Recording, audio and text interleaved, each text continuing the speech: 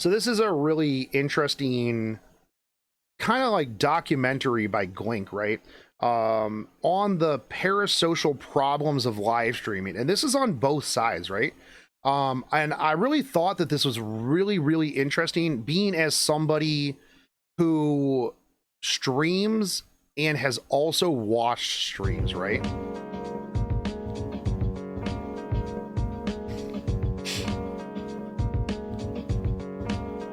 I also really like this intro. This intro is really cool.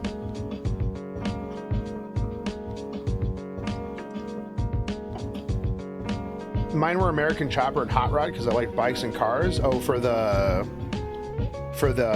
reality shows, yeah. I really did like this intro. The intro song is taken from Nujaves.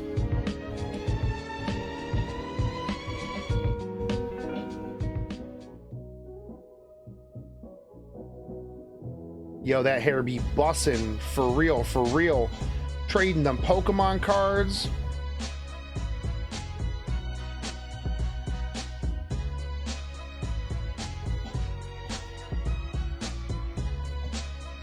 I remember those days, boys. How much you think that dude paid for that? Too much, that's how much.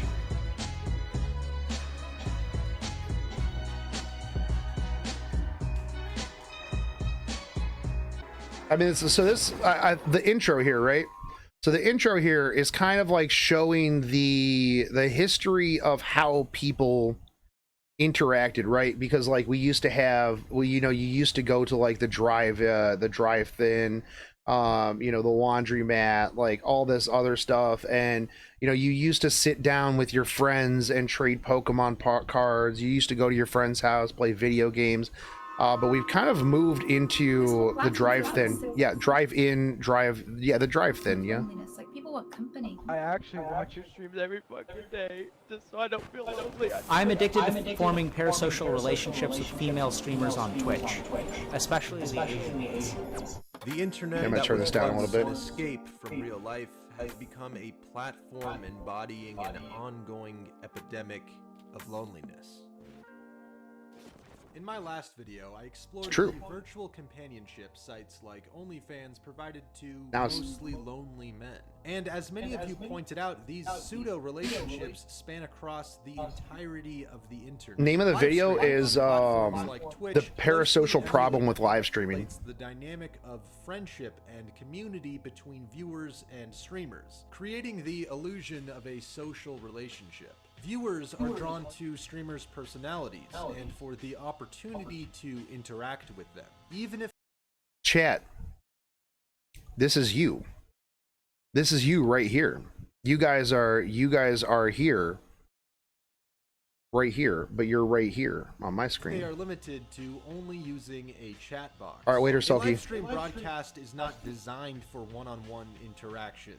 It's designed for an audience. So, in trying to make sense of this gap, I decided to interview a few streamers, some large, some small, as well as viewers of theirs, in order to explore. I'm in this video and I don't like it. True. Created by live streaming. I've also volunteered myself as a test subject of sorts, as both a streamer and a viewer, to better understand the psyche on both sides of the screen. When it comes to these screens and the way we interact with them, the relationships between people often shift from being social to parasocial. The term parasocial invokes images of a creepy, fiendish parasite latching onto you, sucking out your blood and showing no remorse for whatever damage it may inflict. And in some ways, that's a... Shogun, why do you think I almost never watch anyone who for average over 100 viewers? Well, yeah, because there isn't that like that conversation, right? And that's it. That is one of the things. There's people that literally go out and just try to find smaller streamers because they want to have that one-on-one conversation. And I've mentioned this before, right? You know, is like there is a difference, and I actually think that for streamers, right, when you get to a certain point of like saturation level, and stream and chat is going by like omega fast, it can overwhelm a streamer and maybe somebody who used to be able to just have one-on-one conversations, like, you know, maybe I have a one-on-one conversation really with like Big Smo or you, Tamarin, or, you know, Moon, Sun, whoever, you know, like these people that I see all the time.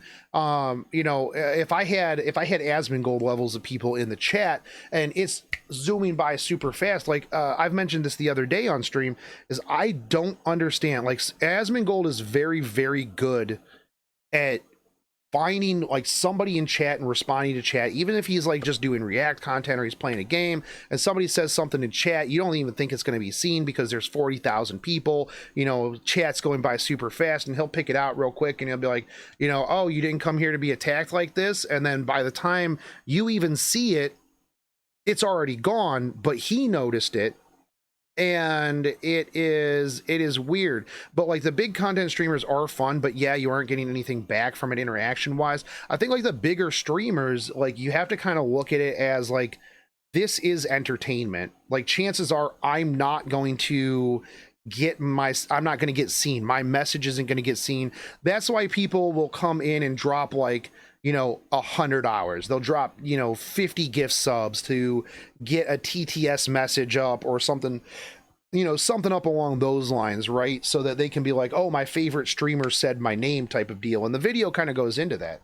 An accurate description. The term was first used by psychologists in the 1950s in reference to the media at the time.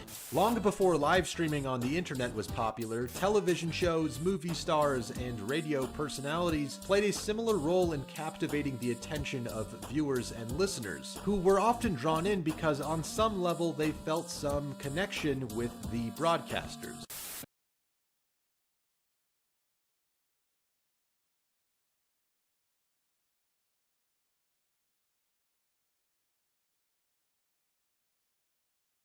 In effect, those forms of media were creating a similar environment to what the live streamers of today are. A performative, one-sided form of communication that doesn't facilitate social reciprocity. What I mean by that is...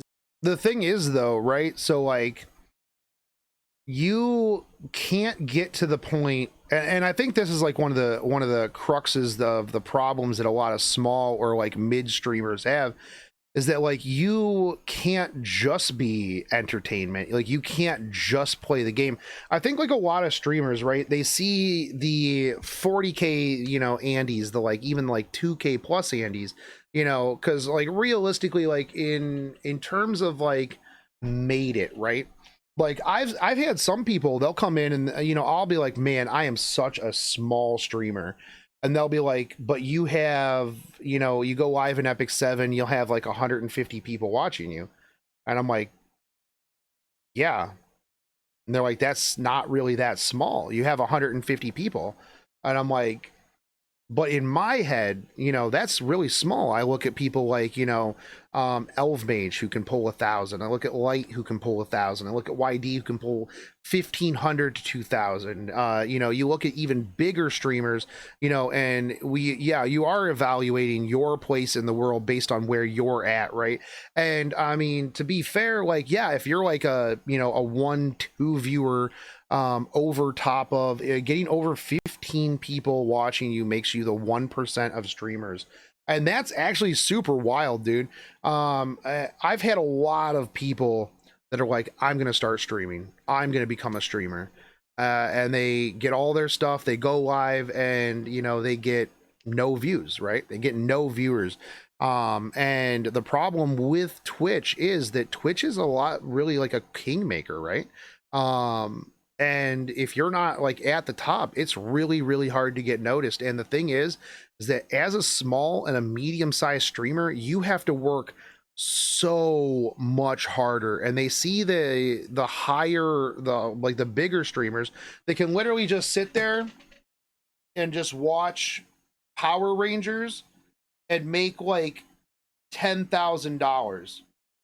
And it's like, you don't see all of the ramp up. You don't see like the social media. You don't see the, you know, the YouTube. You don't see like the potential managers behind it. You don't see all of the extra work that those people have had to do, you know, either that or they're just already famous, right? is what it As is. a viewer, you watch a streamer over the course of many hours, days, or even years. You listen to what the streamer has to say, maybe you even grow to like their personality, and maybe you care for them as you would care for a friend. And yet, I hope the you guys like streamer my knows personality. next to nothing about you, and does not share the same level of interest in you. And how could they? To them, you're primarily just a name in a chat box. It's easy to forget that behind these names are True, you real are just here for the live dogs. people. Yeah, I feel like if I'm watching, you know, like Ninja or Shroud or someone like that, I'm watching a show. Whereas if I'm watching Asmongold, I'm watching a person. Live streaming attracts viewers That's for true. two main reasons. And so like here's the thing for me, right? Like if I'm watching a stream, so like I'll be real, like the people that I typically watch, like if I'm not streaming, right, I will watch Svand, I'll watch Asmongold. You know, those are typically the two people. I'll watch Forsen. Like if I'm watching Forsen, I'm watching Forsen's chat. If I'm watching Svand or if I'm watching Asmongold, I'm watching a person, because like I really don't care what Svand is playing. I like Svand because I think that Svand has like a good personality, right? Svand is a cool dude. You know, and I'm watching him play like World of Warcraft or something. Yeah, he's always just like an upbeat, like happy dude. Asmongold, you know, I feel like the people that I watch are people that I would hang out with. And you know, that's that kind of thing. But like, yeah, if I'm watching Forsen, a lot of the entertainment when it comes to Forsen is watching his chat troll him and watching the people that he gets paired up with. I don't even play PUBG. Like I've never played PUBG, but I enjoy watching Forsen getting dumpstered in PUBG by people who are screen sniping him because I think it's hilarious. Entertainment and interaction. Larger streams with tens of thousands of viewers tend to crank the entertainment factor all the way up, but it comes at the cost of interaction with viewers. Yeah, so that's what true. kind of social environment do smaller streams facilitate? I did get a wig, yes. I like occasionally do this thing called a hair warrant stream, where chat gets to choose like the color of wig. Streamers who only have like 10 people in their chat, you actually, for the most part, you become more of a kin of friends, if you will. If you're a massive streamer, you're getting that quadruple average digits. Even if you want to get to know your chat's going like brrr, like you can't even. It becomes really difficult for you. When you're small, you got two guys in your chat, and that's their name, repeating over and over and over again. So whether you want to or not, What is going on chat, right here? But it's those two guys. You're reading their name. Bro, it's gonna be really hilarious if I see one of you guys in like these chats. I'll be real. Like if I see you guys, like if I see one of your names like pop up in here, I'm gonna call you out over for and watching over them and not watching You're me. going to eventually see them as like, yeah, that's that guy. Gamer 57, that's him. Big Smo joins Slowly these starting to channels. get True. over them. With smaller streams, it feels more like a group of people hanging out rather than just getting lost in the abyss of walls and stuff, mostly. But I'm a really, I feel cozy person when it comes to my stream, and I'm open and honest, and I think people really like that. Like, I'm not putting on an act, I'm just an exaggerated version of myself. So that's one thing to point out here, right? Is like there's a couple of different types of streamers, right? There's the people who put on a complete act, like they are does anybody remember Caseytron back in the day, where she would literally act like the dumbest? She would play Hearthstone, and I think she played Hearthstone. Yeah, I'm pretty sure she played Hearthstone because I think that's where I found her. But she would act super stupid, like intentionally dumb, to just make people rage. And she wouldn't read chat. She wouldn't read people's, mean messages. Sometimes she'd be like, chat, stop being mean. But she would literally have a thing where you could pay $5 and it would TTS on stream. and you would have all these people the entire time. And I remember talking to my friend, like it was when I was playing Hearthstone, because me and my friend Strong would sit there and we'd be like, holy shit, dude, this girl just made $1,000 in the last hour acting super, super dumb. Just making her chat mauled and just making like oh yeah, you wanted to call me dumb and just call me a titty streamer. Yeah, thanks for the $5, dude. Stop being mean. Chat, stop being, why would you do this? Stop being mean to me. I'm just trying to play the game, guys. You know, and yeah, it's like, it's real easy early on, like depending on who you are, to like just go, oh, okay, that's a complete act. I'm like, there's no way that this person is that dumb and they are intentionally doing this. And then you can watch it for the entertainment that it is. But I mean, there's a lot of people that do just get super debated by that, and they will just get their blind rage because they're like, oh, this girl is playing my game and she's super bad. I'm going to tell her how bad she is. And it's like, yo, thanks for the -5 for telling me how much of a piece of garbage I am. Shotgun Shogun is just a titty streamer who is big dumb. Fight me. True. Zooey Girl and Bobber I can't stop being mean, chat. Both smaller streamers with active yeah, it's like literally like By when I talking throw an to them RTA. and Yeah, that's their true. Viewers, I got the sense I that never they were lose. using the I site with a just mutual intentionally interest int in for forming content. meaningful relationships within these live streaming communities. It's a great way Okay, to no, yeah, I was meet actually friends really by not stupid actually, at like, Fribbles being stuck yesterday. there in an Completely situation. honest, yeah. So it's like almost a social outlet for you, it sounds like. Oh yeah, I stay in my room like 24/7. I rarely try to get out. I prefer to watch also small streamers like Bobber, where the community can be really small. Kazooie Girl also shared insight into the strange expectations new viewers Oh god, have. I remember this girl, dude.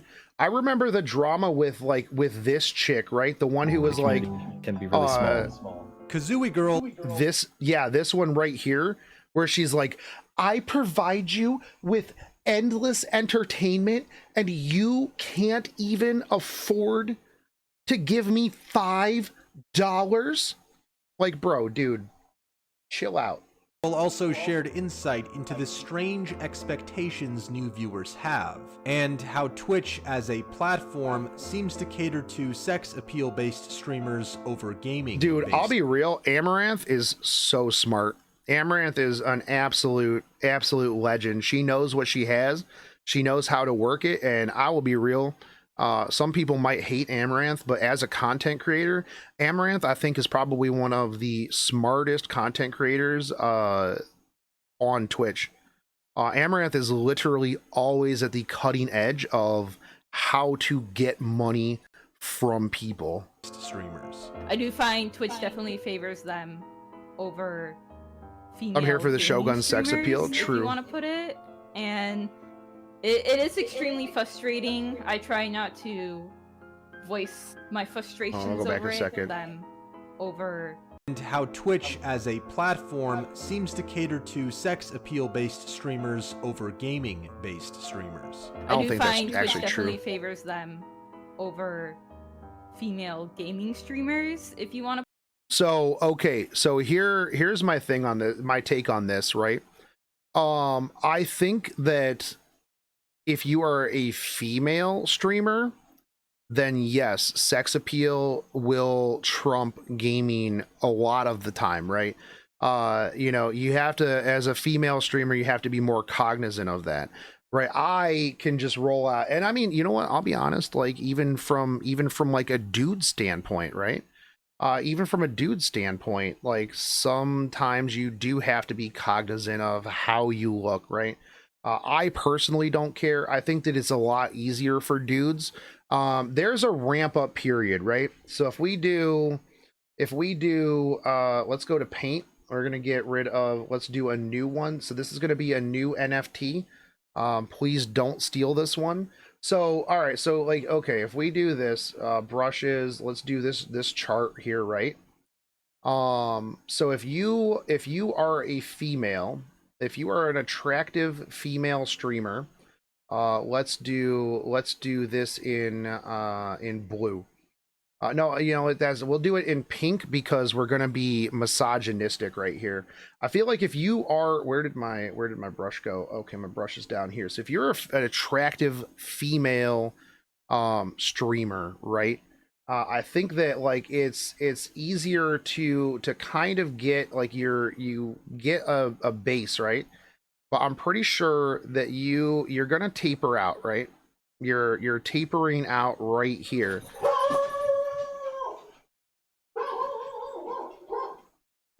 Yeah. Yeah, you just taper off out right here. Yo, is my toaster here? The Fox girls are back. No, I'm pretty sure it's my toaster. Because Crichton's barking, so that means that Amazon delivery driver is here. So we're gonna get a toaster. So I gotta remake this because they literally broke my broke my train of thought here, right? So we're gonna go back and yeah, in the video that we're gonna be doing the reaction to this, we'll just cut this part out, right? The pups wholly disagree.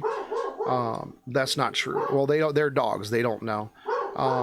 Make a hot tub first. So I don't think that if you're just a hot girl and you get into a hot tub, I don't think that works, you know. So there was an article or like a video or something a while ago that people were reacting to. It was like the glass ceiling of female streamers, right? And they indicated, like, they showed in it that you know, it's easier for a hot girl to, let's say, get to like 100 viewers, but breaking out of that is a bit harder for somebody who, like a dude that has like you know, a ramp up, right? So the thing that they explained in it was that, like, here's the graph again, and we use pink. If you are a hot girl streamer, you have a curve like this. You go up, and then you kind of do this, right? So you got to bring a lot more to the table because, well, let's be real. A lot of times, if you are a Twitch viewer, you want to watch somebody who you can relate to. Not only that, but like some people on the internet just don't want to watch girls play games. They want to watch somebody who, you know, that they consider to be good at games. Now, I'm not saying that girls aren't good at games. I'm saying that, like, a lot of times, you know, people just want to watch, like, you know, somebody who they can relate to and is good at games. So I feel like at a certain point, girl gamers have to try a lot harder. Not only that, but a lot of times it is rough for female streamers because they will not be taken seriously. People will criticize them and say they only got where they were by their sex appeal, by their assets. Whereas, like, with a dude streamer who, you know, takes his time, you know, builds a community, has like a good personality, you know, you're going to start off and you're going to grind and you're going to grind and you're going to learn what you need to do. And then, you know, you're going to start getting more and more, and the more consistent you are, and you're going to be able to cross by here. And there's not really a ceiling. I mean, look at people like Asmongold, look at XQC, look at Moist Critical, look at, you know, Svan, look at Mizkif, like all of these people. How many like omega huge female streamers can you think of offhand if you don't just watch them, like Cutie Cinderella, Pokimane, Amaranth?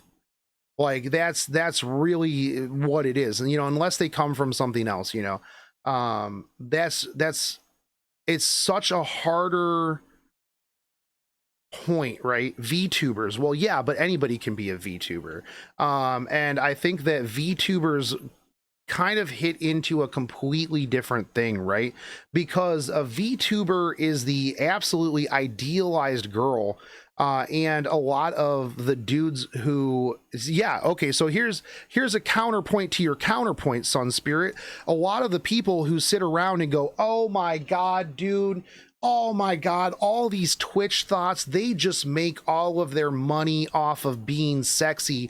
Go watch an anime girl with her giant anime titties flopping around and donate hundreds of dollars to the same e-girl. It's just this one's a 2D anime character.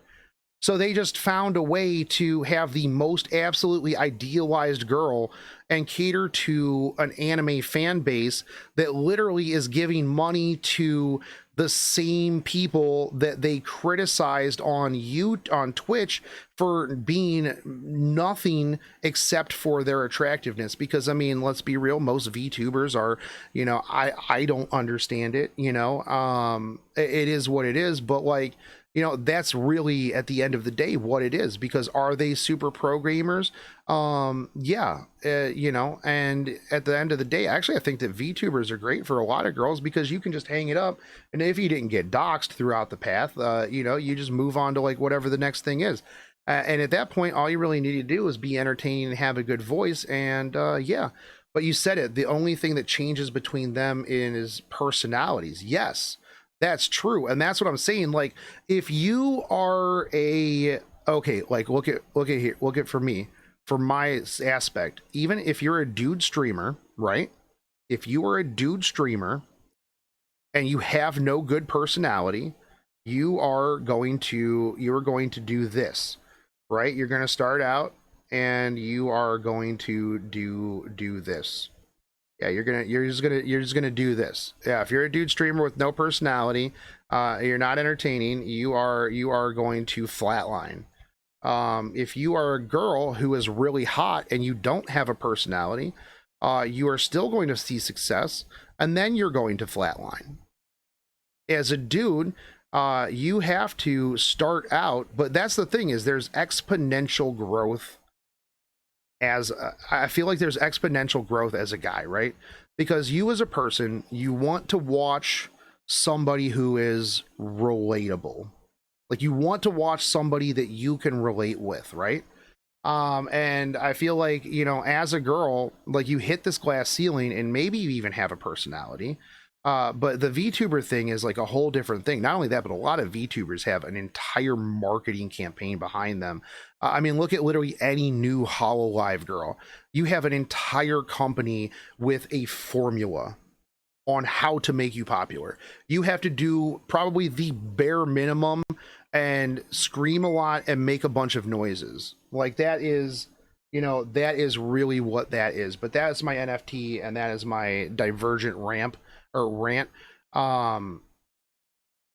I don't actually know what that had to do with anything. And it is extremely frustrating. I try not to voice my frustrations over it because I think a lot of people are definitely defensive about, like, titty streamers, no problem, and saying they're doing nothing wrong and stuff. Women should be allowed to express their bodies, but I mean, they should. I think there's you other know, places. Here's the thing, right? Like, so if you want to do hot tub streaming and people want to go into hot tub streaming and watch people, you know, JO or you know, people want to JO to it or whatever.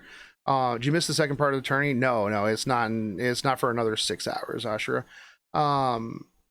No, I don't hate HoloLive. I just don't really understand the whole like VTuber craze. I don't really get why people are like, you know, donating, you know, thousands of dollars to a VTuber. But at the same time, I also don't understand why, you know, people are donating thousands of dollars to you know, Hassan either, because Hassan is a multi-millionaire, right? But that's a whole other thing. I guess, like, realistically, if it's your money, dude, if it's your money, man, like, if you want to dump money onto your favorite streamer because you want to get that parasocial relationship out of it, I think they go into that in the video here. But like, you know, people who are like, oh no, there's other places where, you know, hot tub streamers or you know, the ASMR ear lickers or something like that can go. I mean, it is what it is. If you think that is what is stealing, you know what? Hey, Phil, thank you for the gift sub, dude.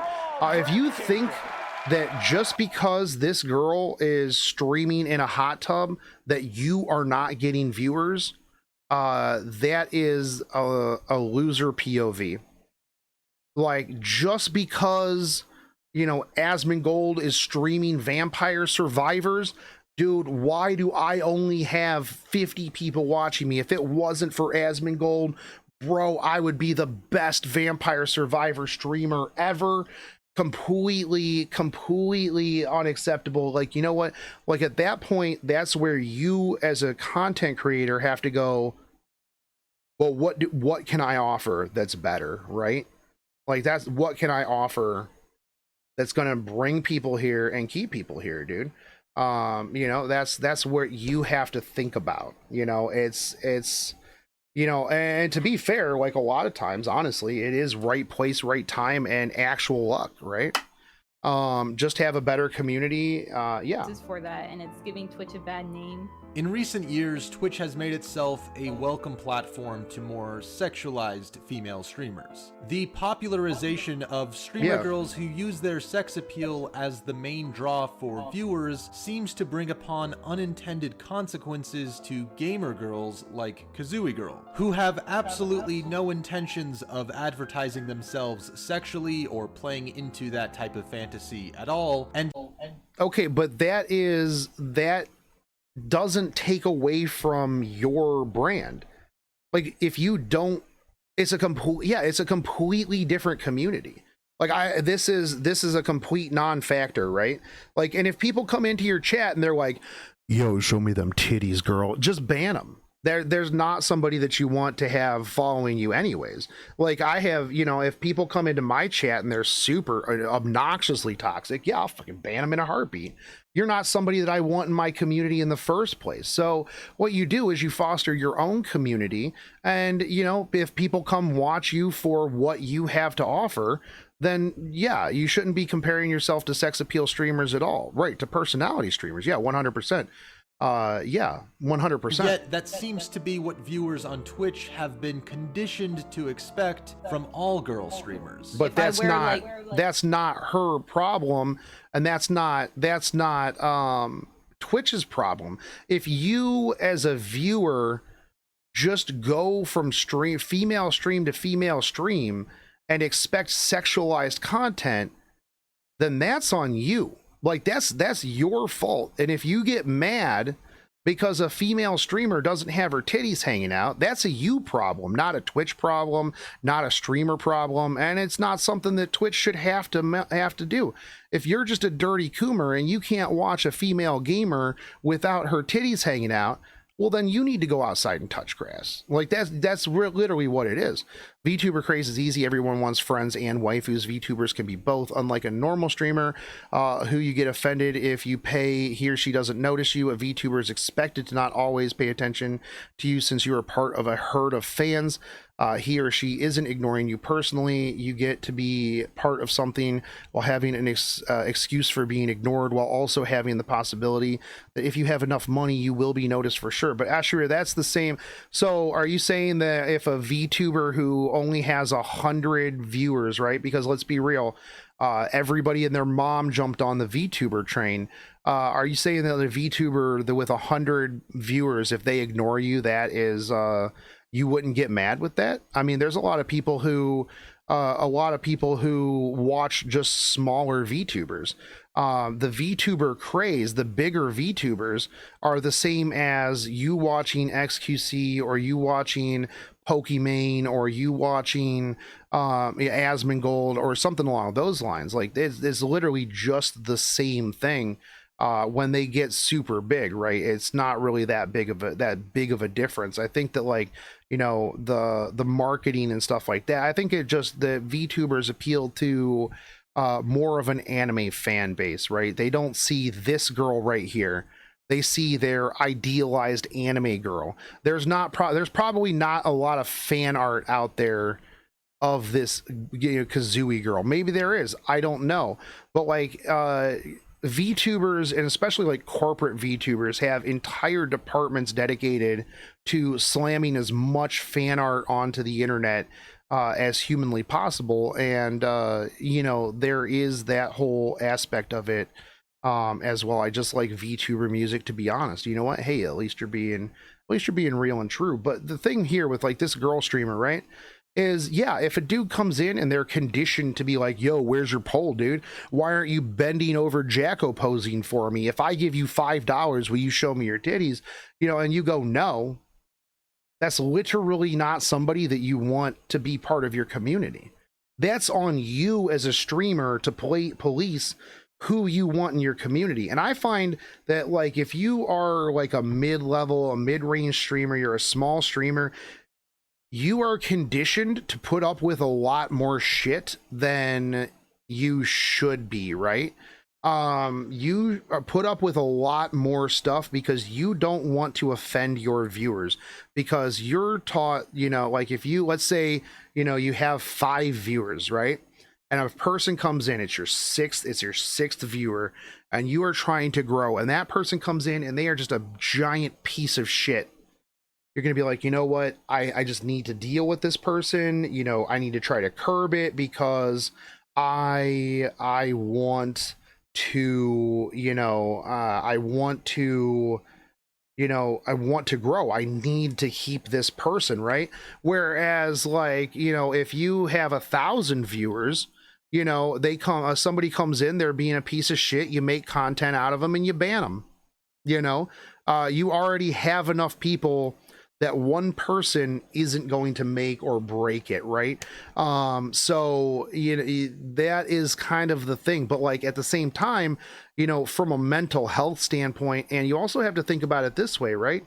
Like, let's say you have let's say you have 10 people in your chat, right? And one of them is Commander Root, so you really only have 9 people in your chat. And one person comes in, let's say you only have 2 people that are, you know, regular chatters, the other people are workers. You have that one new person that comes in and they're like, bro, show me them. I need you to bend over. If I give you $5, will you just bend over and show your ass on stream? If you cater to that new person and cater to like $5, you risk losing those people that you just changed your whole thing to try to cater to this new toxic person, right? And you might have a viewer that's like, you know what? I didn't watch you for this. You know, why are you catering to this dude who's just being an absolute ass? Like, you know, is that what it is? Like, can I be an ass? Or are you just going to have people in here who is an ass?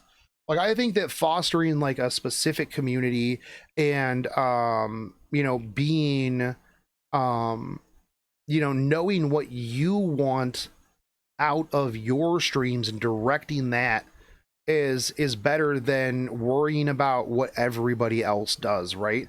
Like, I don't care, you know, it's really not that big of a deal to me, like, you know, how Elf Mage does his stuff, how Light does his stuff, how Whitey does his stuff. I'm not those people. I'm Shotgun Shogun, and if you don't like me and my channel, well, that sucks, dude.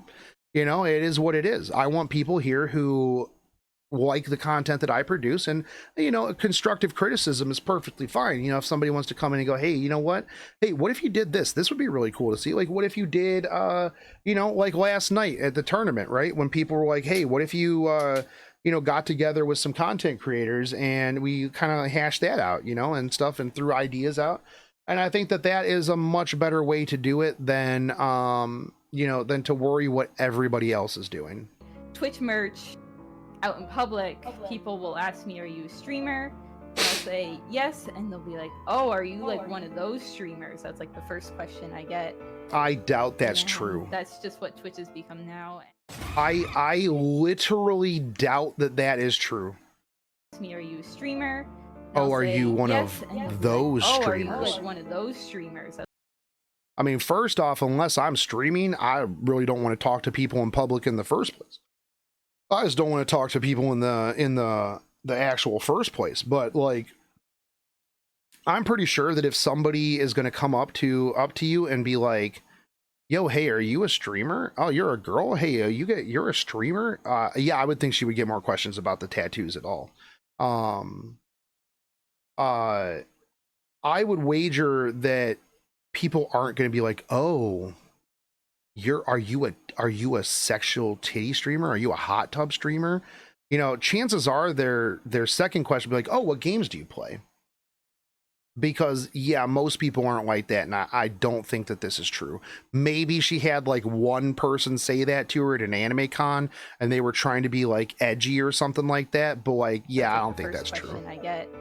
That's not the first question she gets. That's just what Twitch has become now. No. While making this video a fascinating case study directly tied to the abundance of suggestive streamers and parasocial relationships has come what to do you light, stream? Yeah, and it's 100%. worth I don't think that taking a deep obviously if they ask like if you're a streamer, right, because they see your Twitch merch, like I don't think they're gonna ask what streaming, but they'll be like, yeah, like what do you stream? Yeah, 100%, dude. dive into. A hardcore Twitch viewer, Eric Estavillo, filed a civil suit against the site, seeking $25 million for regular exposure to suggestive streamers, provided by Twitch. It's also worth This is noting crazy, that he sued dude. Microsoft, Sony, Nintendo, and Blizzard in the past, and he's won none of those cases. Interestingly, in the complaint, it is stated that Eric suffers from depression, OCD, panic disorder, agoraphobia, Crohn's disease, and sex addiction.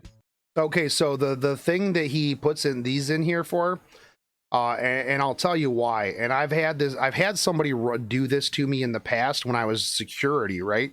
And the reason why I know this is because that somebody, if I call them out on doing something at an anime convention and I'm like, hey, look, you have to stop this, I've been getting complaints, they'll be like, look, I suffer from depression, OCD, and panic disorders. And if you don't understand that, then you are just discriminating against me, and they can use this to their leverage to be like, oh, I was just being discriminated against because of these things that I listed, and the person didn't believe me, and I'm the victim here. And anyone who's going to throw in a frivolous lawsuit like this, you know, because they're being, you know, subjected to, you know, stuff. Why is Crohn's disease in that? Who knows? Just add more stuff to it. But anybody who's going to throw all that in there just wants to be able to use that gotcha card. Like, you are doing this because you hate people with depression, panic disorder, agoraphobia, Crohn's disease, and sex addiction. Due to this, he spends all day viewing Twitch streams, following a whopping 786 female streamers and 0 male streamers. He asserts that this Twitch sounds like, wait, hold on, he's following Miskiff? Miskiff is a dude. Just because he's in a wig doesn't mean he's not a dude. Exacerbated his condition by constantly displaying suggestive streamers to him, which he can't avoid being exposed to when online. It doesn't take a lawyer to figure out that lawsuits such as this one hold no legal weight, but it does serve as an interesting form of activism. Interestingly, this lawsuit, which ultimately is a statement of the power certain female streamers have over men, comes out around the same time as Twitch and YouTube's very own Me Too movement of sorts, wherein dozens of girls in these communities are sharing their stories and ousting men who were allegedly involved in sexual misconduct. A few Twitch streamers have already been banned as a result of these stories coming out. Online platforms certainly make for a strange and tumultuous type of social dynamic. While more meaningful social interactions do occur amongst smaller My magic boob powers, well, I mean, I will be honest with you, like, you know, if you sit around all day at home and you are introverted, you're, you know, antisocial, you have a hard time with, and I see this a lot, like, okay, so I mean, I've been in the anime scene for a really, really long time, right? I have been, you know, I've been an attendee, I've worked them. I have seen a large plethora of the anime online community, right? And you have a lot of people who are very introverted, they're very socially inept. The pandemic also exacerbated the issues as well. And these people really don't know. This is the very stereotypical, like, this person showed me a little bit of this girl said hi to me and now I'm in love with them. Things have escalated. You know, I think that, you know, we're going to get married type of deal. And these are the type of people that don't take rejection very well because, you know, for whatever reason. Right. And it is really tough. It's like, it's super, super tough that, you know, that they do form these parasocial relationships, right?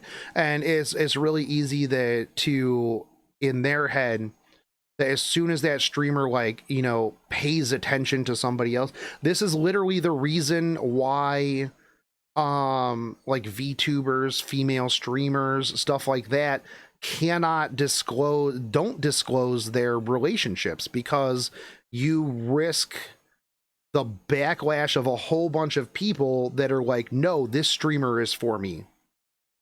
You know, like, I can't tell you guys that, you know, I'm married to a supermodel Japanese cosplayer. Like, you guys, I can't tell you that, because otherwise then you guys wouldn't give me all of the money, you know, hoping that one day maybe, you know, there'll be a little bit of something between the two of us, you know. That's just, it is what it is. I can't tell you guys that. You know, I just can't, Phil Officer, because Brisker would be super upset. You know, and then Brisker would unsub, would leave the channel, and would go find some other ruggedly handsome dude that isn't married to a, you know, a super hottie cutie Japanese cosplayer model. You know, it just is what it is. So, like, you definitely have the people that you know, form these parasocial relationships, and the moment that, like, they feel slighted. Okay, so, like, here's a story, right?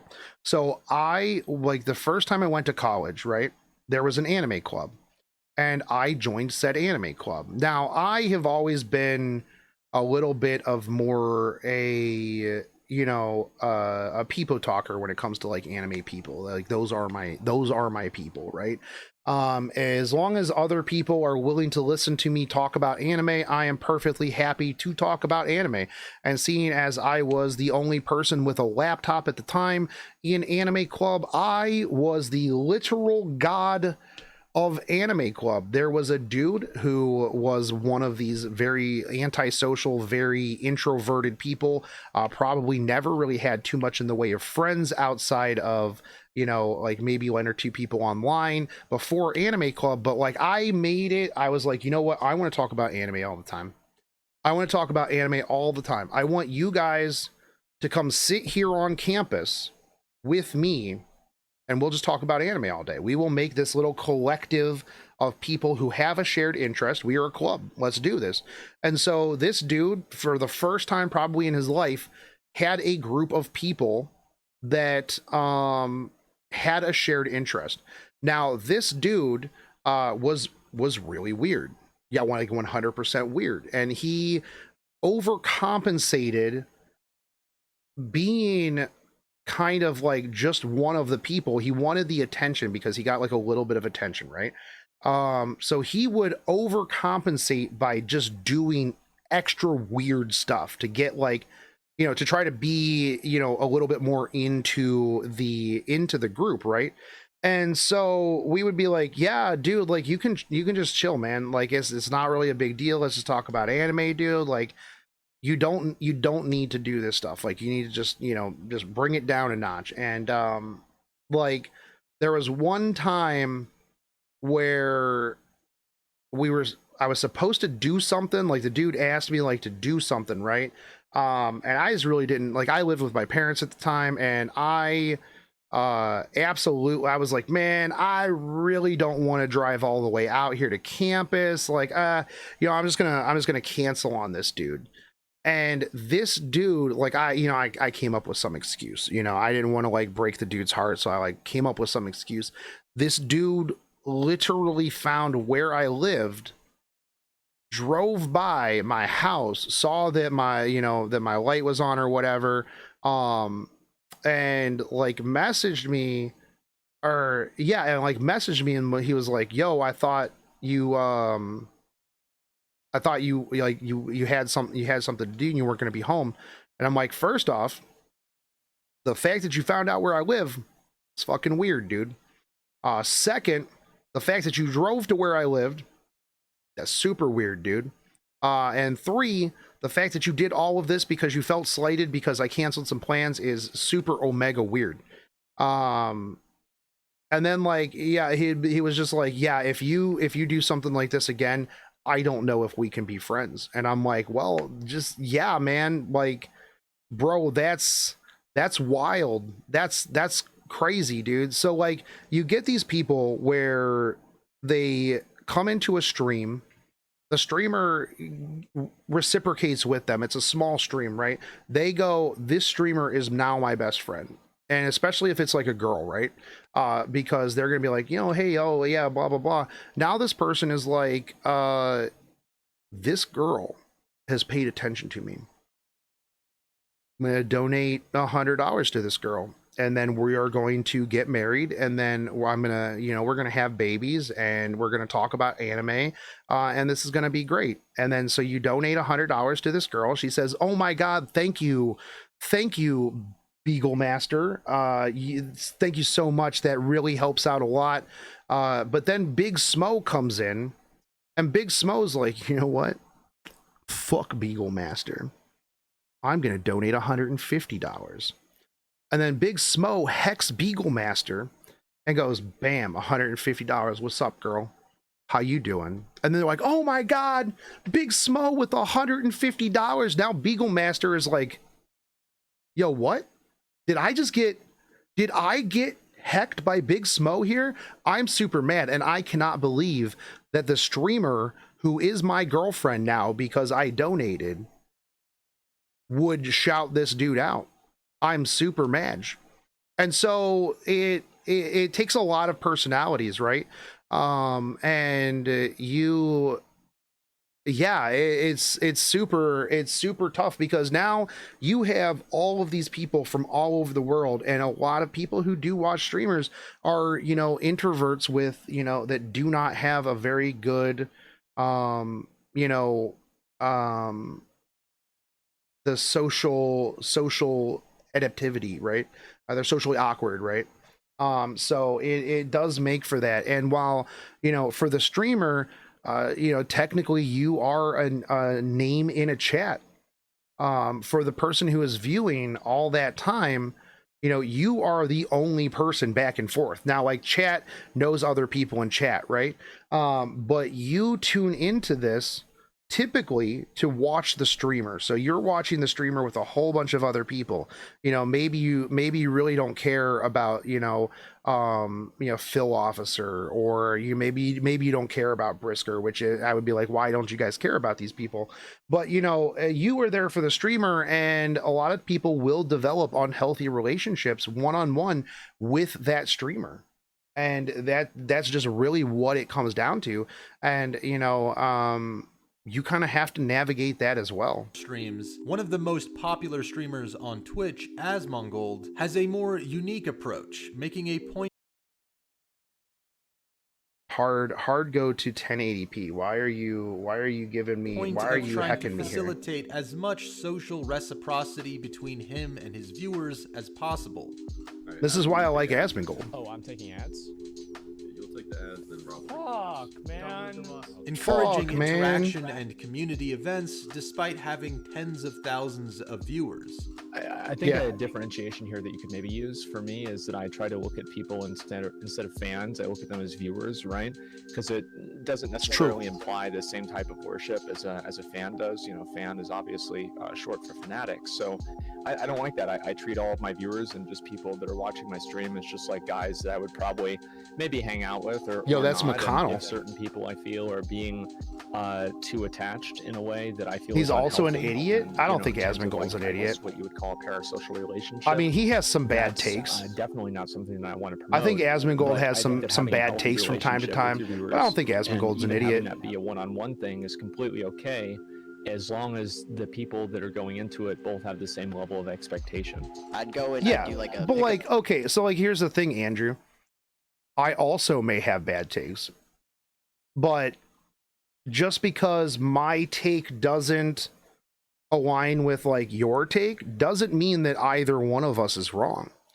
You know, at the same time, tastes and takes, right? You know, everyone has bad takes. I mean, me and Mick Stinson got a little bit heated the other day because we just have different ideas on stuff. I just don't like Asmongold because his thing was outrage bait for his entire WoW career. See, I didn't ever watch Asmongold when he was in World of Warcraft. I only ever watched Asmongold after he started playing Final Fantasy 14. And there's sometimes that I will watch an Asmongold video and I'm like, yeah, dude, yeah, this is a pretty stupid take, but you know, it is what it is, man. People have different opinions. And like, here's one of the big problems, right? Is like, you know, if you are, because Asmongold very much seems like a very, this is my opinion, and you will likely not change my opinion. And if you don't like my opinion, you're wrong. You know, the guy admits to being a fool, so you could say idiot. I mean, I think I'm stupid a lot of the times, right? You know, I make a lot of really bad mistakes. I make a lot of like, you know, really dumb stuff. I mean, I'm not going to make a dumb mistake and then be like, you know what, I was right there. Yeah, I was 100% right there. Yeah, I'm fully happy to like, you know, admit when I was actually wrong. Now, when it comes to like an opinion of something, like I can still say, like you can say, oh, well, I don't like your opinion, but that doesn't make it objectively wrong unless it's like factually wrong, right? Like I can be like, man, you know what? I think crunchy peanut butter is the best type of peanut butter. You can come in my chat and be like, bro, dude, the fuck?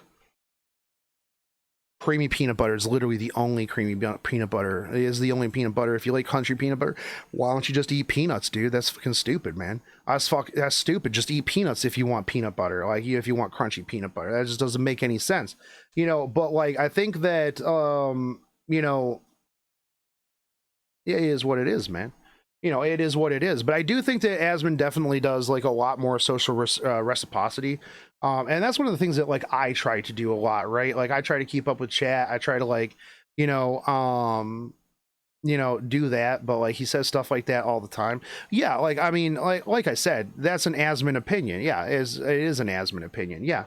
What the fuck was that? Did you just like fall down the stairs or something, Odin? Damn. Did you just knock some stuff over? Like what are you doing? You just knock. Hold on, I gotta check the source. Did you just knock my? You just knocked my laptop over. Yo, hold on a second.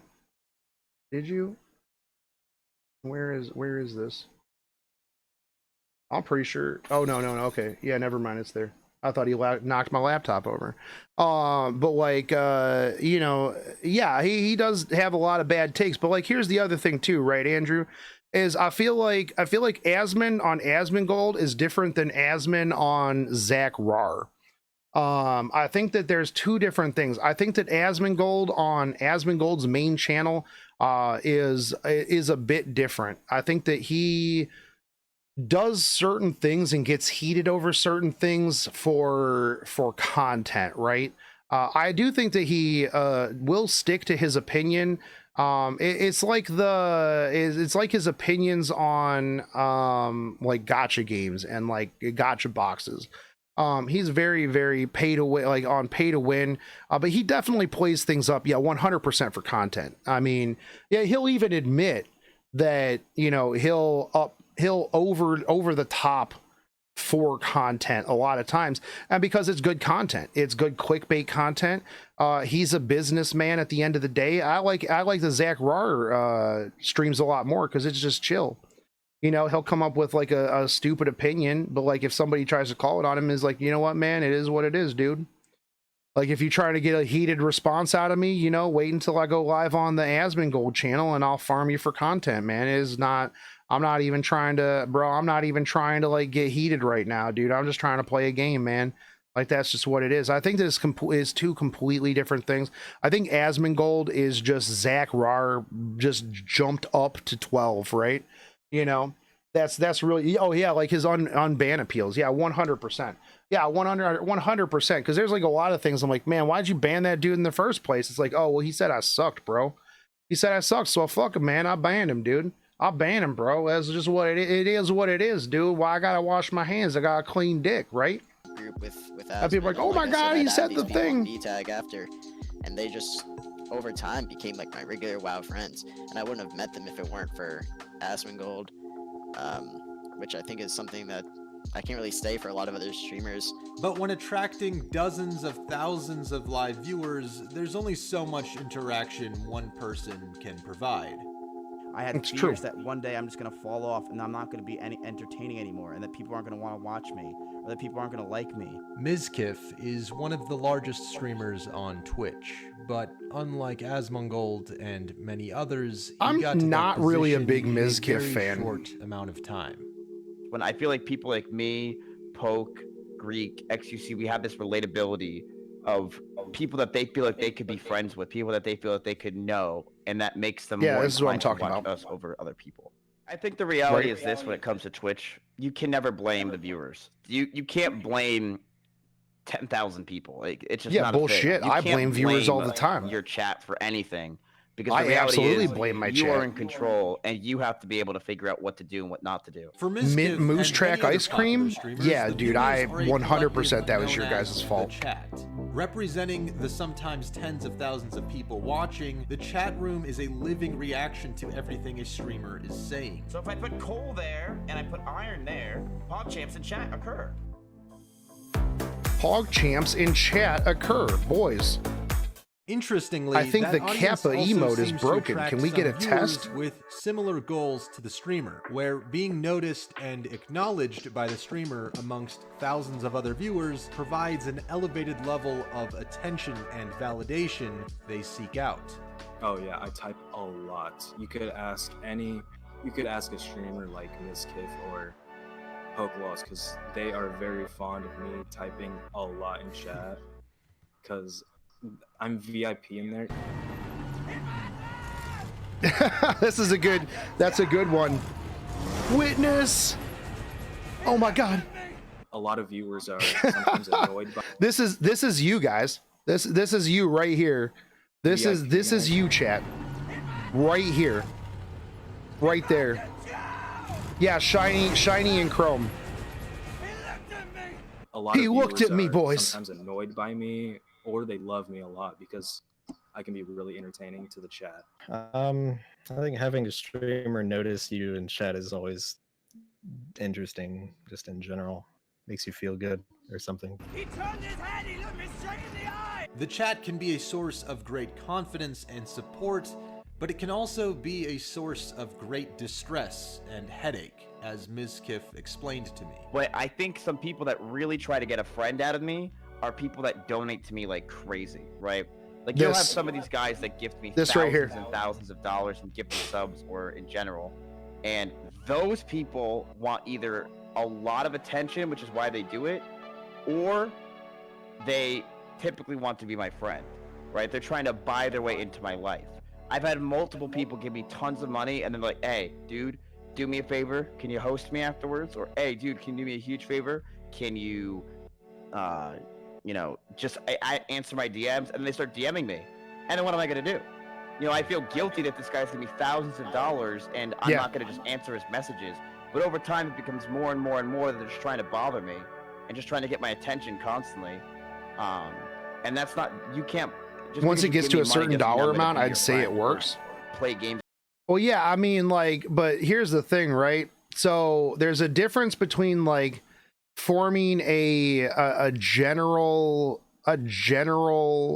like friendship with a streamer, and there's a difference between you basically it being like OnlyFans, right? So like it's the same thing with people in OnlyFans where they're like, oh, if I give this girl X amount of dollars, then she is going to be, we're besties, right? And it does not work like you're just calling them out and you say you would ban them if they keep disturbing because that's a big cut in income. Well, yeah, I mean, yeah, you literally can't, right? So like, even if like, okay, so like, let's say somebody came into my chat and, it was whatever, but like, let's say they dropped like $1,000, now me as like a smaller streamer, right? $1,000 is huge, right? Smaller streamers, $1,000 is omega huge. Now what if like that person comes back and they're just being super toxic to everybody? They're like, don't even talk in this chat until you donate $1,000. You're a piece of shit, and then what do you do, right? then what do? Do you go, oh well, hey man, can you stop, like, can you just chill, dude? Can you stop being toxic? There was a dude in Fate Grand Order.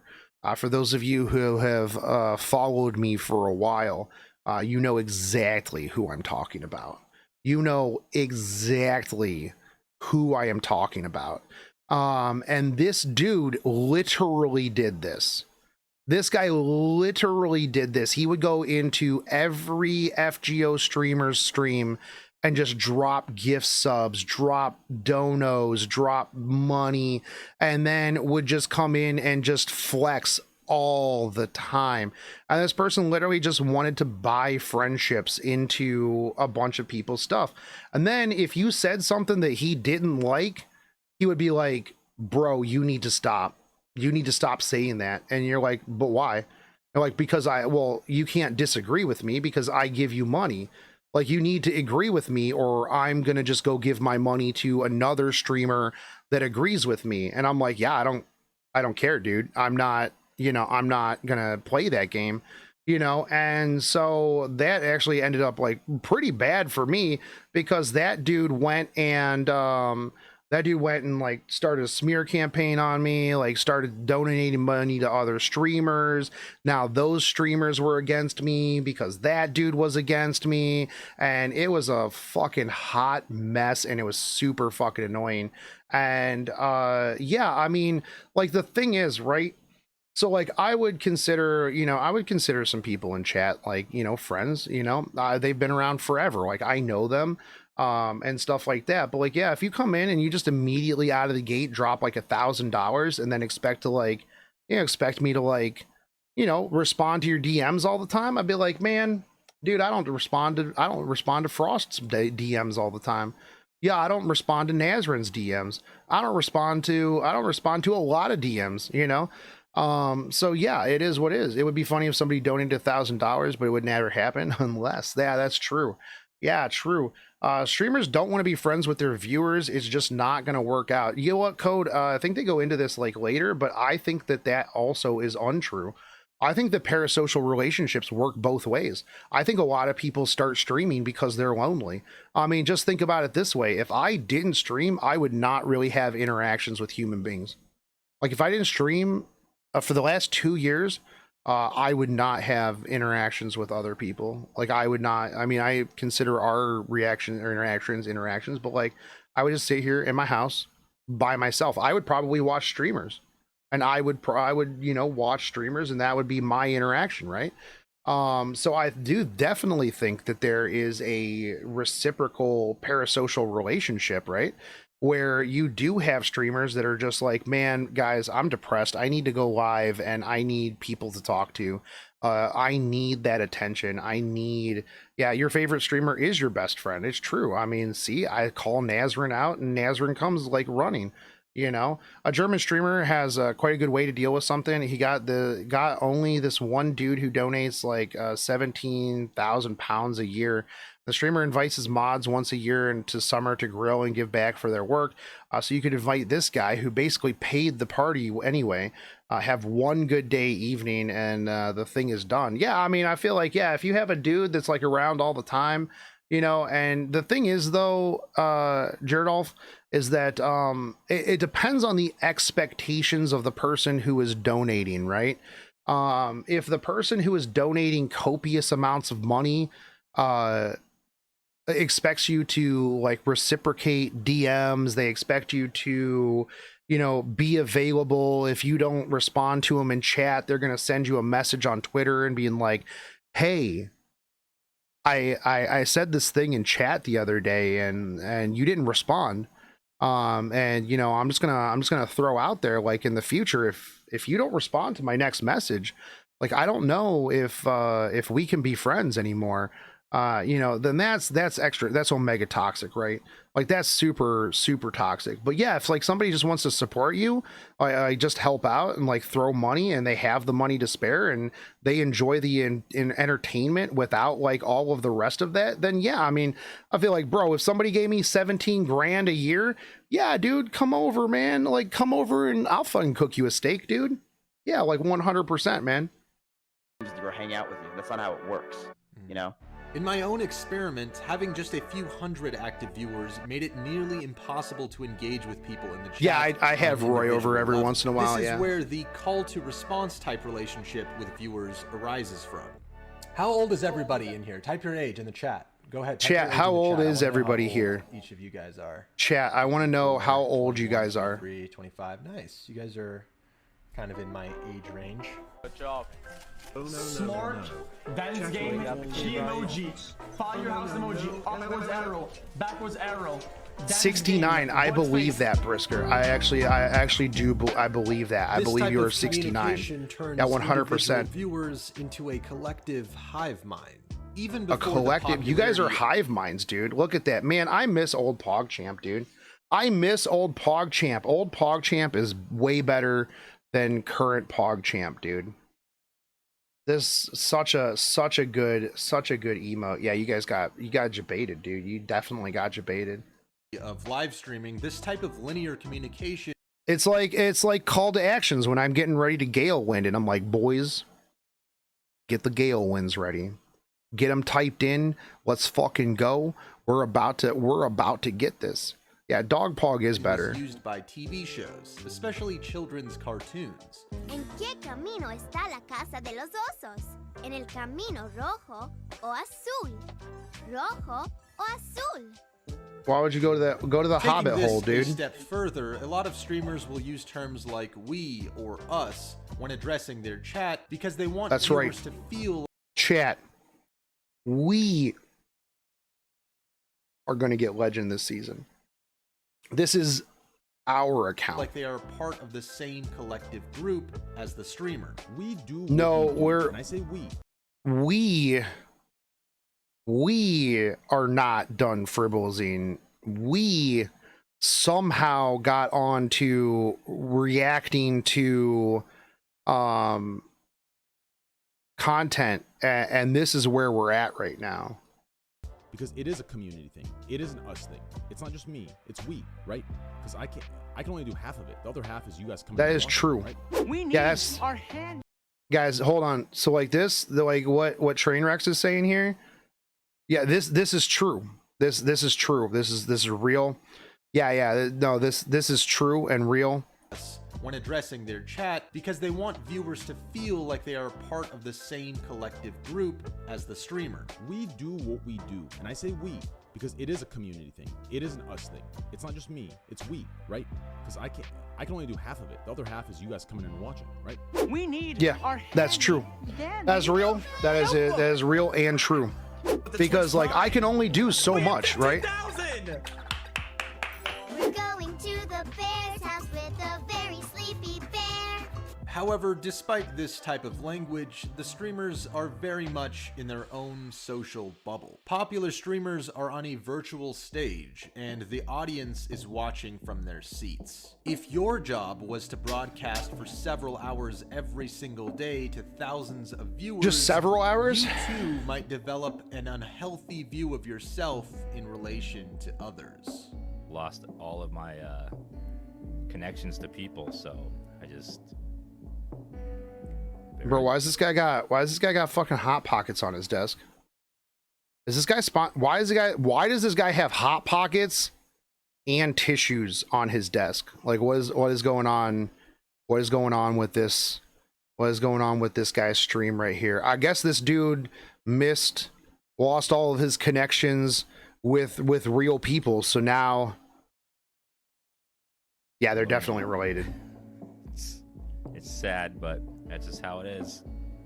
Dan's gaming is chill. I don't know who this dude is. And if you're not already in a relationship before you start streaming or during streaming, then it's really hard to find someone new when you haven't been outside in a very long time. You know, streamers in general, and I think YouTubers are in our own bubble because our world does revolve around us. As much as we don't want to say that, it does. True. And you know, I stopped talking to my grandma as much as I wish I did, and she died recently, and I was like, crap.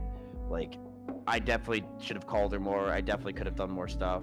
but I'm just so obsessed with my job that it stopped that. And then I also don't call my family as much because of streaming constantly. Having thousands of people That's regularly true. watching Yeah. you also tends to make them very invested in your personal life. These viewers became obsessed with our relationship. Obsessed. Obsessed. It was bad. And I hated it. I absolutely hated how obsessed these viewers came about my relationship. I didn't realize how much of an impact it had. Yeah. And a Yeah, lot of I do. YouTube Yeah, that's- channels started to take our videos and were like, oh my god, Maya and Ms. Gift talked, and they were getting like 250,000, 500,000 views. Oh And my God. all it was Ms. talked about Gift on talked live to a videos on girl. Twitch was me and Maya.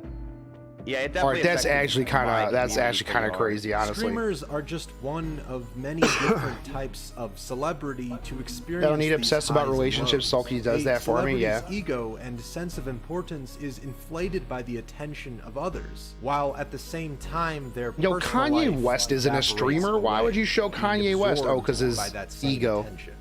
I spoke with one final popular streamer who has a trait that separates him from his peers. Connor Eats Pants doesn't just tell his viewers that he's one of them, he actually embodies that role without showing his body at all. Connor doesn't use facecam on stream, and so the level of separation between him and his viewers is far less. I'm the everyman streaming, you know? I feel like maybe in some way not having a cam makes it more of like a collaborate, like you feel more involved, like you're active, like you're seeing your chat messages go on the screen with other people. It's like, yeah, this isn't just watching Connor, this is a group of people enjoying this and making the stream happen. The way Connor got into Twitch also seems to reflect the reasons many of his viewers have done the same. The reason I always came to streams is the same reason that I stream. I came to streams because I wanted either something on in the background, something that is funny in the chat that I can mess around in, basically just forget True. about my day and relax and have a good time. And so now I try to provide that same thing to others. And so my intention, I would say, is never to have people unhealthily live through me, I guess. I've always put out my stream to be for people like me. As a viewer, Connor sought out Twitch because it was an escape from his real life. But now, as a streamer, it's the real world just had which Twitch on he in the background. occasionally feels the need to escape into. It's almost on a reverse now, where like I get afraid if I ever screw up online, I want to be able to escape back to my real life and just turn off the computer or something. I mean, that's obviously a fear.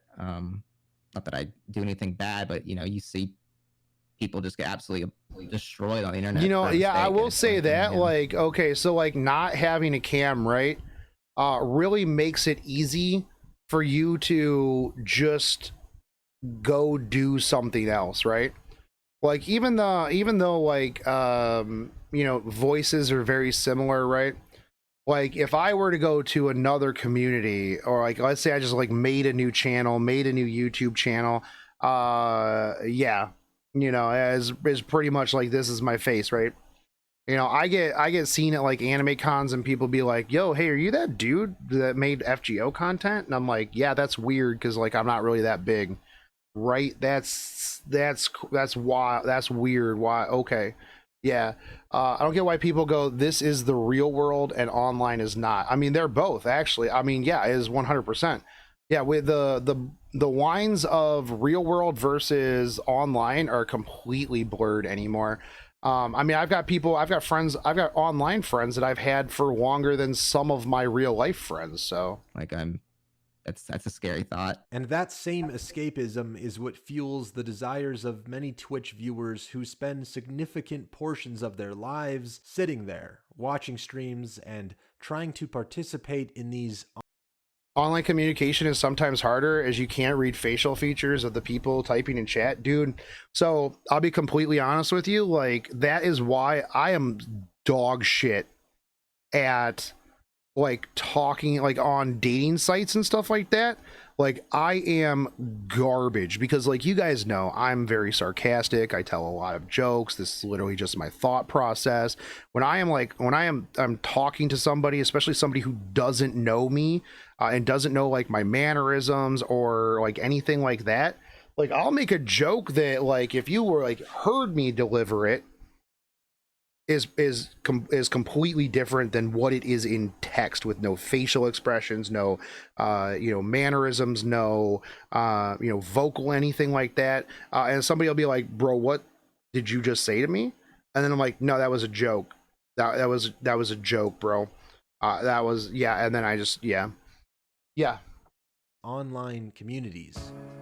How much time do you spend on Twitch, like on average a day or a week, if you can estimate that? Probably like 4 to 5 hours a day, so a week would be I 75 spend hours, 'cause 24 I hours try a to day. avoid people like the plague. I do spend a good amount of my time watching streams.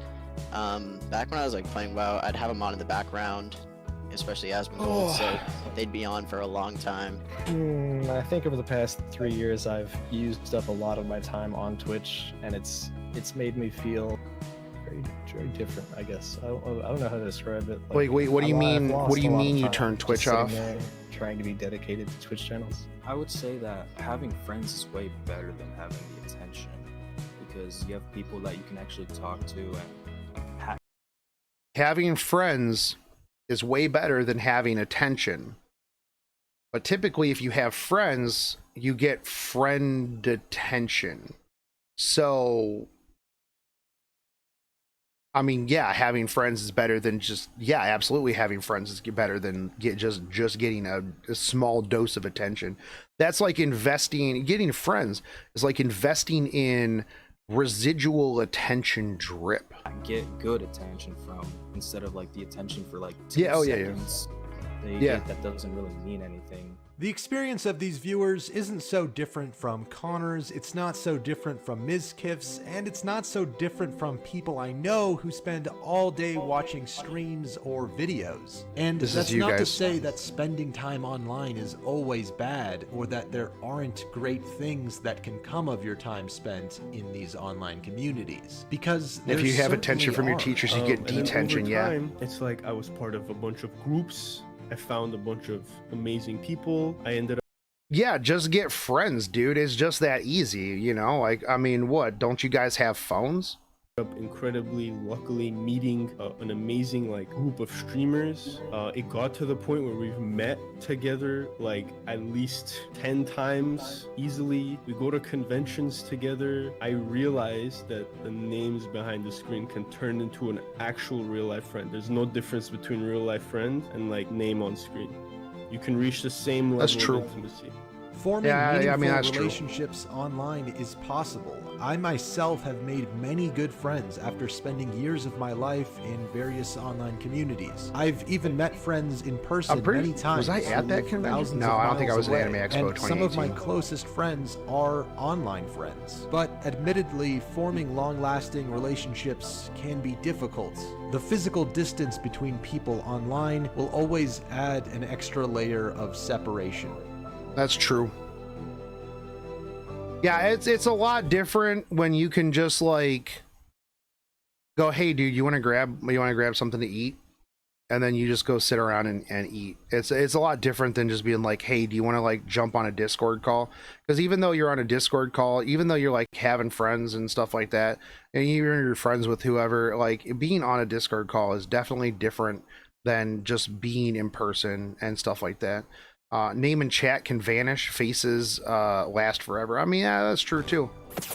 Yeah, I mean, look at Hoofer. He changed his name from Hoofer6 to Food Lover. Life where I work and communicate with others online, it's a daily struggle to balance time spent looking at screens and time spent in the present. Underlying the issue of online parasocial relationships is a global shift in human communication that no one was prepared for. The world has changed so much, but people have not. We still seek out communities, companions, and camaraderie. Even if I need to do that, chat. Why am I not why am I not? Oh, that's that $5, girl. Yeah. Okay. Through a screen. The social opportunities that were once afforded to the previous generations have all but eroded away. Social gatherings, public venues, and face-to-face interactions that were once the foundations of community are this is rapidly Vegas, right? fading away in place of more Yeah, this is Vegas. logistically efficient methods. I remember. I've The people literally and been there. places of the past are the Yeah, virtual Caesar's friends Palace. of I've been viewers there. today. Yeah, I was there for work. Humans themselves are slowly being written out of the equation. I got a really The great good challenge haircut of at Caesar's technology Palace. and our time is in It was the most emerging from expensive haircut I ever chasm of got. Isolation, which is so easy to fall Yeah, into, Vegas is okay. and instead form connections that we Not can a find huge fan. meaning in. We have no Great War, no Great Depression. Our Great War is a spiritual war. Our Great Depression is our lives. Topics like this interest me because for years I've experienced what I'm talking about, and I know many others who have as well. I've been Yeah, a that's all I viewer, did was I've eat there, even too. been a streamer, but I find the most meaning in making these kinds of videos, even if it takes the most amount of time and effort to do. I don't have any sponsors. I actually think that they cheapen the message of a good video, so I might as well True. sponsor myself. I want to give a huge shout out and thank you to all the patrons who support me, which you can see here. And I would also like to thank everyone I interviewed: Mizkif, Asmongold, Connor, Kazooie Girl, Bobber, Ant Plays, Zaz, Poco, and Peter. I will be uploading some of these interviews to my second channel in full, and they were very interesting, insightful conversations that I think you'll enjoy. I also want to give a shout out to my friend I gotta say, I was not a fan of his. Don't thread on me shirt. Video. And I want to thank you guys, the viewers, for watching my stuff and supporting me in any way that you can. Until Ooze. next time, I wish you guys the best of luck on your journey through the internet. Just don't spend too much time watching other people.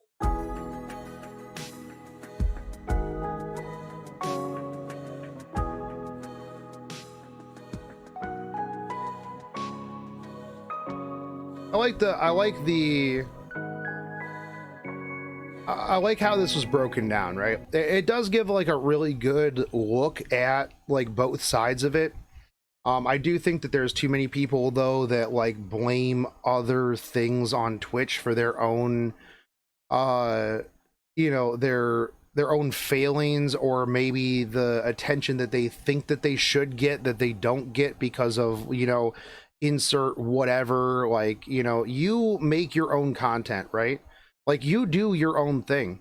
Like I've said in the past, right, with Epic 7, and just any game in general, like, you play a game and you build a fan base for said game, and then you go, you know what, I've got 500 people who watch me play this game. I'm gonna be a variety streamer. I don't want to just play this game. And then you go play another game, and then a lot of those people leave, and you have to come to the realization, right, that not everybody in your chat wants to watch that. Not everybody in your chat is there just for you. They're there for you playing whatever game it is that is your main game, right? And you can't expect those people. They're not your best friends. Not everybody in chat is there just for you. They're there. Maybe you're the best player and also entertaining. You know, maybe that is what it is. But maybe they don't want to watch you go play another game. Maybe they just want to watch Epic 7, and they don't care about anything else. I had somebody. I was like, "Hey man, I haven't seen you in stream in a while. Hope everything's good." And they're like, "Well, yeah, it's because you've been playing Final Fantasy 14, and I don't really particularly care about Final Fantasy 14, and you know, that's nothing against you. It's just not something I'm interested in." And I'm like, you know what, that's perfectly fine.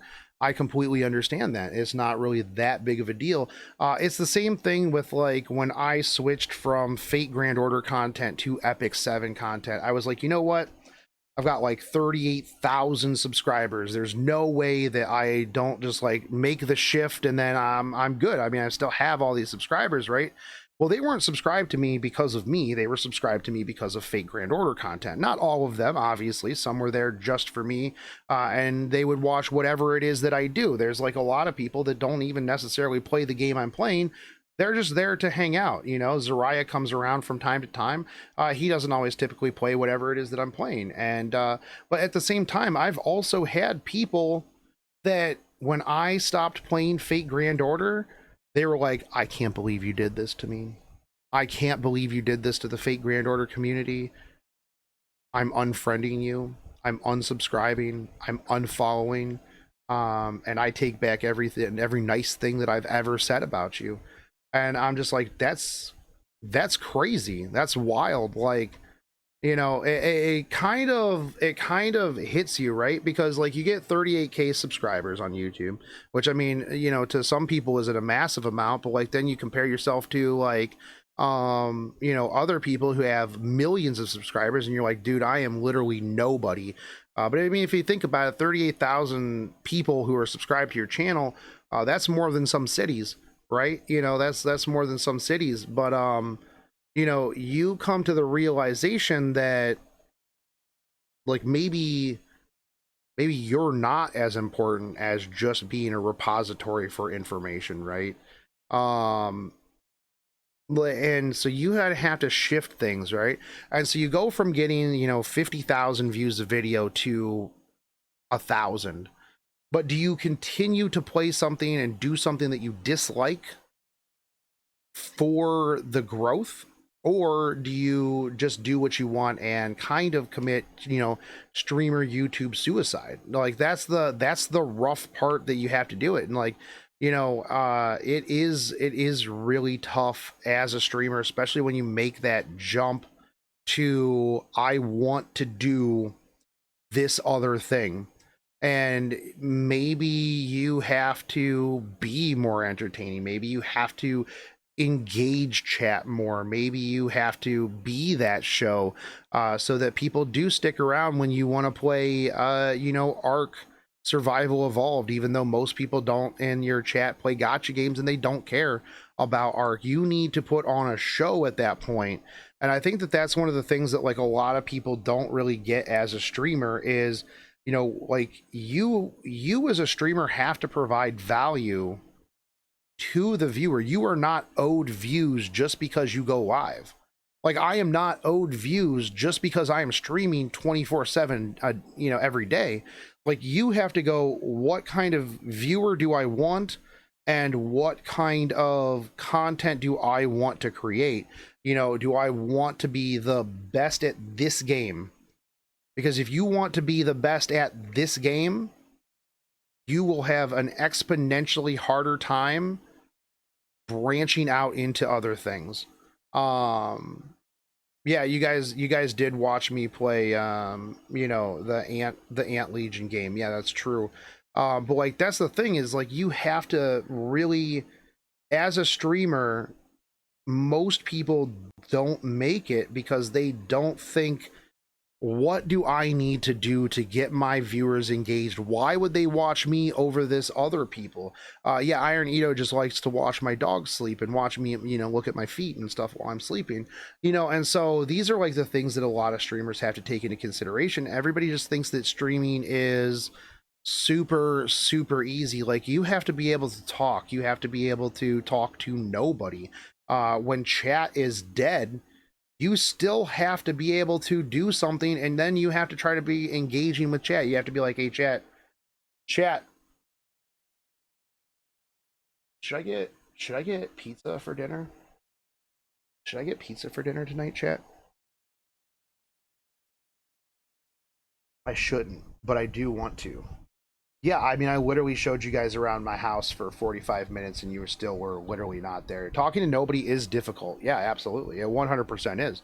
And that is something that a streamer absolutely has to learn to do. Yeah, literally, you have to learn to do that.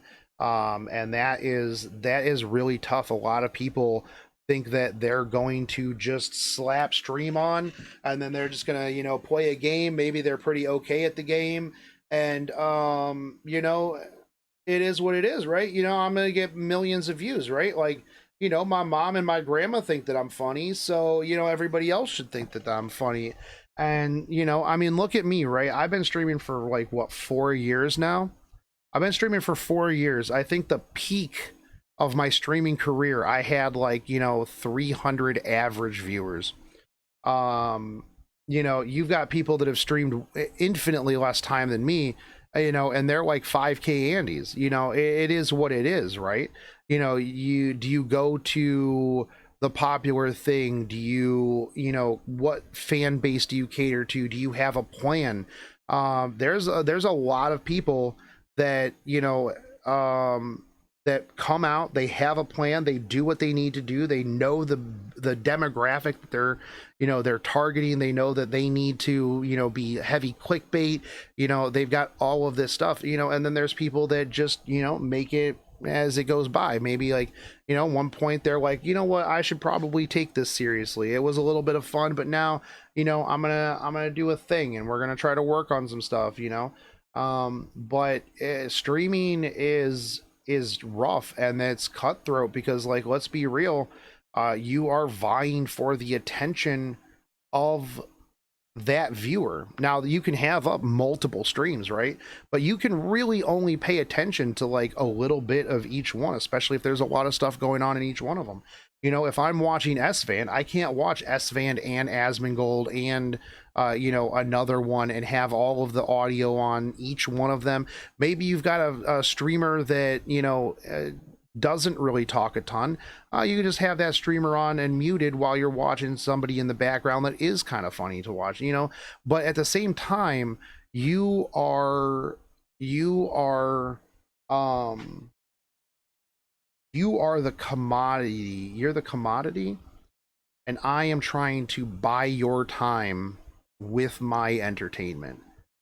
And so you got to do what you got to do. There's a lot of people that will heavily abuse the parasocial relationship, knowing that this is how this works. If I do X, you give me money, right?